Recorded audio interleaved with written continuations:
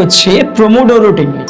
এই Pomodoro technique নিয়ে একটা স্পেশাল ভিডিও করব যে আসলে কি, তো তার একটা স্লাইড ভিজন বা একটা বিশেষত্বটা একটু বলে দিই।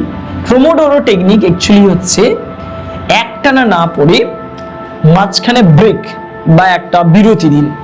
তার মানে যদি এক্সাম্পল দেওয়া যায়, যদি আপনি একটানা পড়েন না, এই একটানা পড়লে আপনার মধ্যে ক্লান্তি আসে, কিন্তু যদি আপনি ব্রেক লার্নিং মেথড ইউজ করেন বা ব্রেকিং মেথড ইউজ করেন তাহলে কিন্তু ক্লান্তি আসে না। এবার এক্ষেত্রে কি, সাপোজ এক্সাম্পল কোন একটা অধ্যায় আপনি 25 মিনিট পড়লেন, তারপরে 5 মিনিট ব্রেক, এরকম করতে করতে কয়েকটা সেশন তৈরি করেন যে মাঝখানে 5 মিনিট কিংবা 10 মিনিট ব্রেক দেব। দেখবেন অনেক সময় পড়তে পারছেন, মনোযোগও ঠিক থাকছে, ক্লান্তিও আসছে না। একটানা পড়লে কিন্তু ক্লান্তি আসবে, ফলে ওই কাজটা ওই অ্যাট এ টাইম ওই সময় কিন্তু কমপ্লিট হবে না, ফলে আপনার ডিলে থাকবে বা আপনি হচ্ছে এই কাজের প্রতি একটা ইন্টারেস্ট হারিয়ে ফেলবেন।